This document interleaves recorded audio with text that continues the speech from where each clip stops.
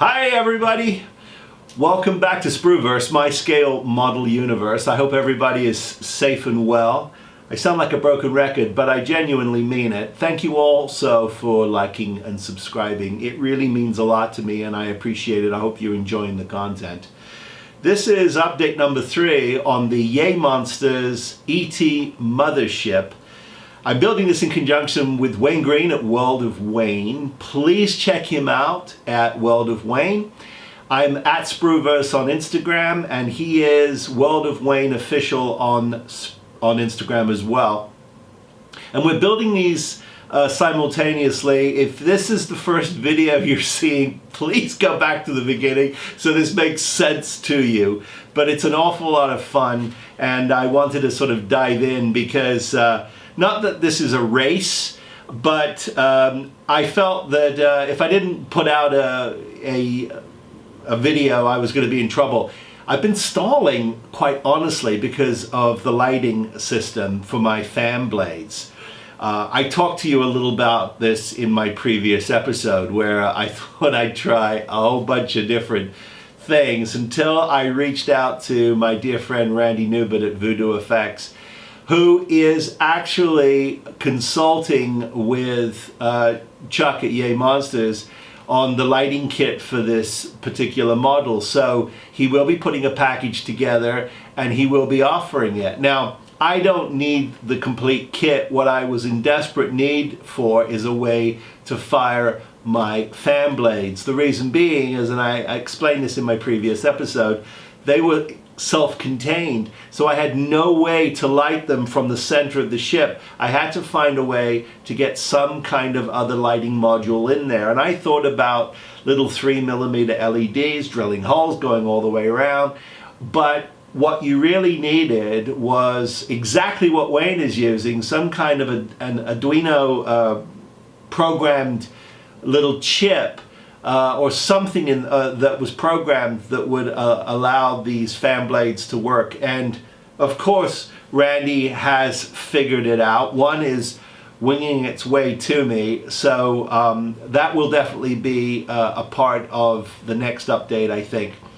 But I'm really excited about what it's going to be. It's perfect. Both blades working in opposite directions, counterclockwise and clockwise. They will be on a potentiometer with a momentary switch, so they can build up and slow down. But they are on a 5-volt system, and they will be independent from the rest of the kit that is running on a 9-volt system. So that means I'm going to have 2 power supplies coming into this. Now you can, as Lou Del Maso recommended to me over at Aztek Dummy, is get one of those USB 12-volt plug-ins for the car that you can get at a 99-cent store, because it's actually 9 volts in and 5 volts out, because every USB port basically runs on 5 volts. The problem that I'm going to have with Randy's module that he's sending me is it needs a certain amount of amperage and it needs a pure 5 volts. So if there's any kind of fluctuation in there, the system won't fire. And I was really concerned about A, frying the board, and B, not following his recommendations to the letter, because that would not be good. I'll tell you why. It's because he's already sent me a board and I blew it. I blew it. I am not a master in electronics, and I had my power, my ground reversed with my hot going into the board. I had also put it on my my transformer, my DC power transformer, to test it. Another bad idea. Should have used the 5-volt transformer he sent me. So what did I do? I fried the thing. But bless his heart, such an awesome human being, he's overnighting me another module so that I can keep going, because I really am doing very well here. Let me tell you what's going on, and a lot is going on. So quickly I will do the big reveal. Ta-da! We have now, don't worry about these because you'll never see them. They're going to be glued in. But anyway, the feet are in. Look at this. Isn't this fun? And not only are they in, each one has a light. So I've done that. Now I know Wayne has put additional lights in this. I'm not going to be doing that. And I'll tell you why. Because I've got another trick up my sleeve for the main entranceway, which I'll share with you today. That is going to add some additional lighting to the gangplank, or the ramp that goes into the entranceway. And I was kind of a little stuck on it, because I thought that these little babies, and let me set that down. These little babies here, I thought were hydraulic pistons that raised and lowered the ramp. No. They are actually just lights, floodlights that extend out of the ship to light up the exterior of the ship. And so what I did was I actually drilled into these, and I'll show you that on fill cam. Here they are. I drilled into them, as you can see, and I put a little light on them. And so that lights up, and I created a lens with my solar res, zapped it with my little UV light flashlight for a second. I've got these amazing little little lenses on my lights. Now, these will be lighting up. I know you want to see those lit up. I can't do it on fill cam, but I will do it for you here on the main, on the overhead B camera here. Let me just do this and you'll see. Look at this. Isn't this great? You can see it. I'll hold it up to the camera. You can see this. It's just great fun. It's great fun. And that's plenty light. Hey, maybe I can get it on fill cam. Hang on here. Look at this. Check me out, Mr. Octopus. Look at that. Isn't that fun? Now I used a cool white on both of these, and what these are going to do is they are going to connect to this little bar. Now what this little bar is up in here, and Chuck Yay Monsters had to explain it to me, because you know, the 5-watt light bulb that I am didn't realize that the top of this is actually a little solar system. And so what I've done is, and let me show you that on fill cam. Now it's all crude here, it's not cleaned up, so don't go, oh, that doesn't look very good. Not that you do. But you can see there is my little solar system. That's what it is. It's planets with a sun revolving around it.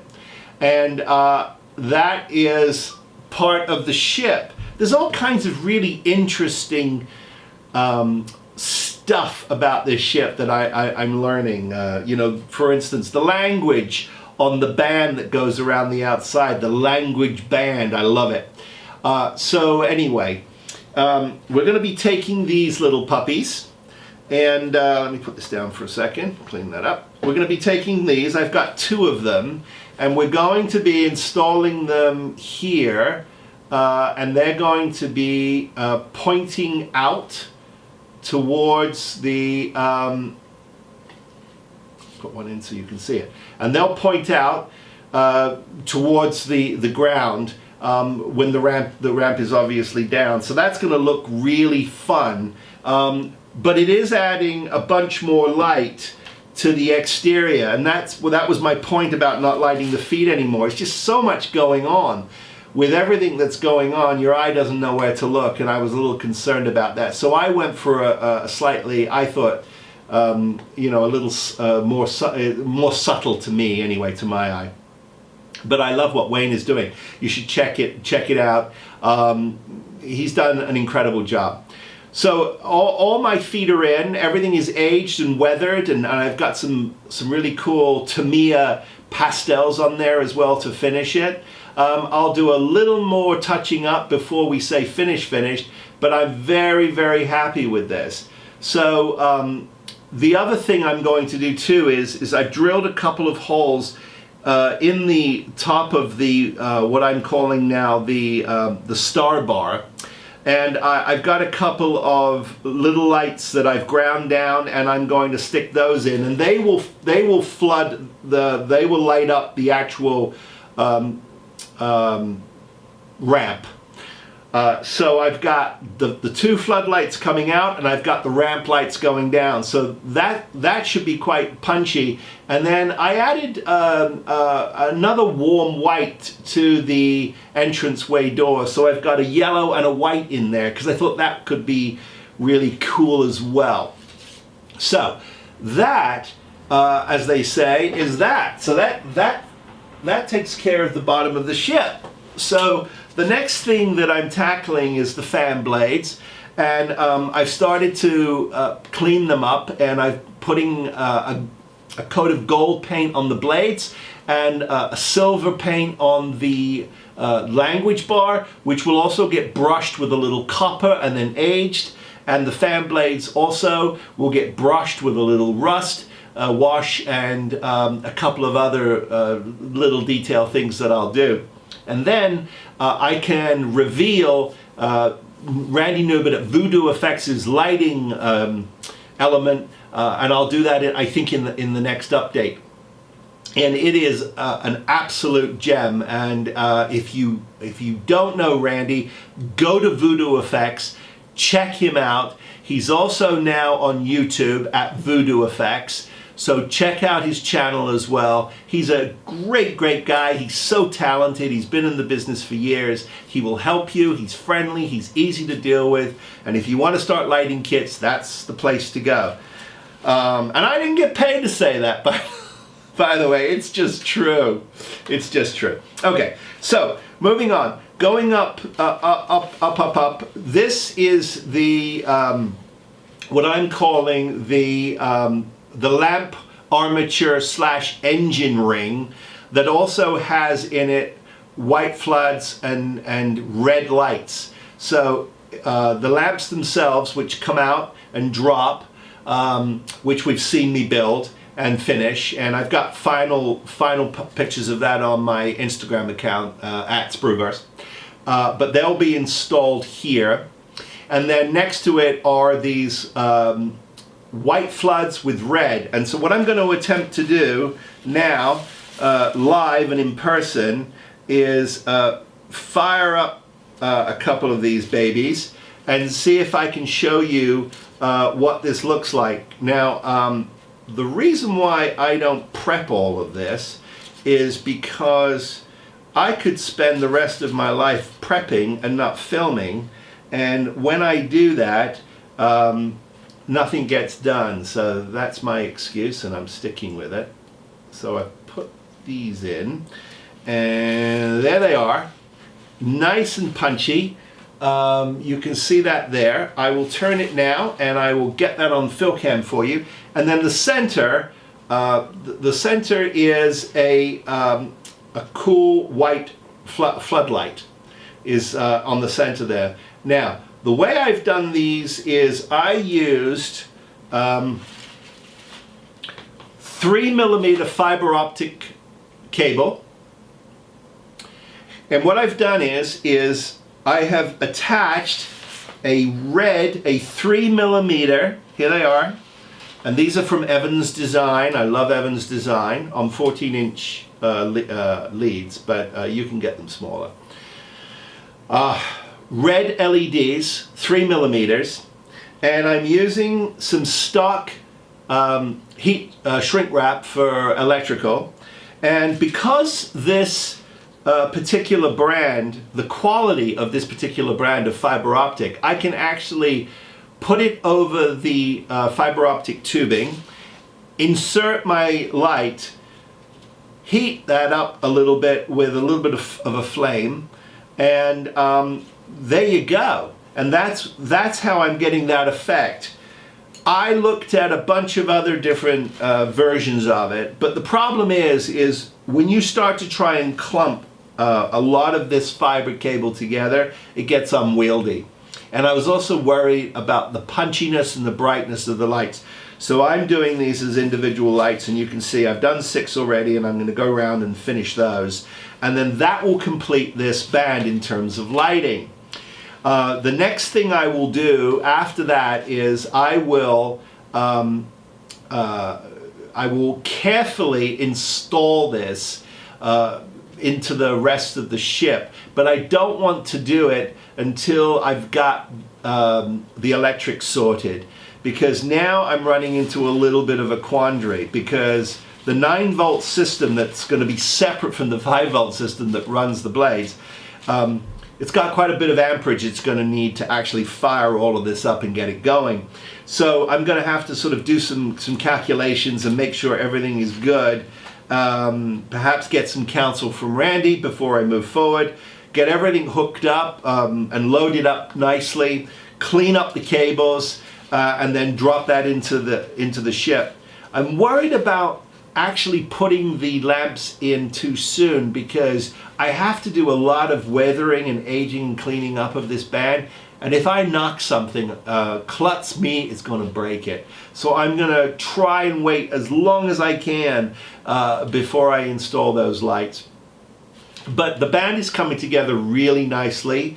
I started out with some gunmetal, and then I put an aged white and a pure white over this. And I dusted it, and I've left some parts a little shadowy, and then I'm going to use a whole bunch of washes from Ultimate Weathering. This is a really great product from the UK, and it's clay, so it's water. It's non-toxic. It's full of water. Basically, it's just a clay, and it comes in all different versions. I've got dark dirt, light dirt, I've got sand, I've got a whole bunch of them. The reason why they work really nicely is because I'm using acrylic paints, and if I was to use anything that had some kind of, like enamel washes from MIG, for instance, or even the panel liner from Tamiya, if I was to use any of those, they just eat up my acrylic paint, and I don't want to do that. Now, even if I hit these with a varnish, the varnish itself would react to the enamel. So I'm really loving these weathering washes. They are well worth having in your collection. So that's how I've been weathering and aging everything. That will get us to the dome, and I am working on using something called it's called SPAZ STIX. SPAZ, S-P-A-T-Z STIX, STIX, S-T-I-X, SPAZ STIX.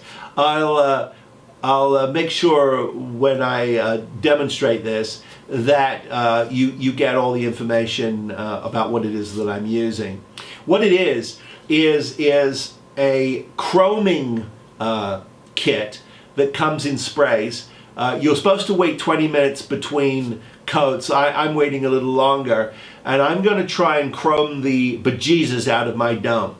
Now, the problem is the weather has just turned here in California, and it's been a little rainy and cold.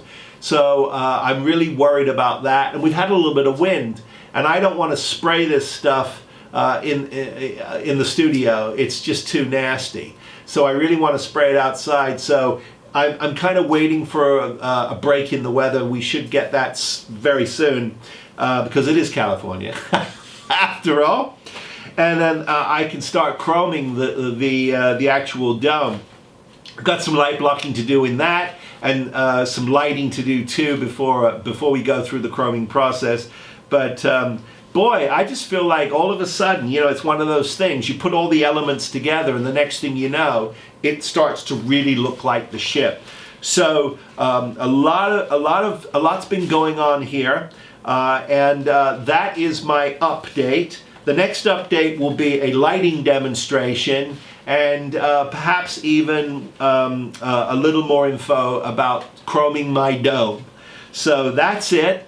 If you haven't checked out Wayne Green at World of Wayne, please check him out. This is an international build. It's the Sprueverse World of Wayne E.T. Motherships build series. I have Yay Monsters on my bench, and he has the Golden Armor kit on his bench. and we're just sort of playing with seeing who's doing what, and it's been a little uncanny actually that how close they are in terms of what we're working on. But I have to say, he's a lot smarter than me when it comes to electronics and how cleanly he works. So really some good stuff out there from a really good friend and a really talented model maker. So that's it from us at Spruverse. If you have just discovered me, please like and subscribe. I really appreciate it. Be safe, be well, build something, and I'll see you on the next update. Take care, everybody. Be well.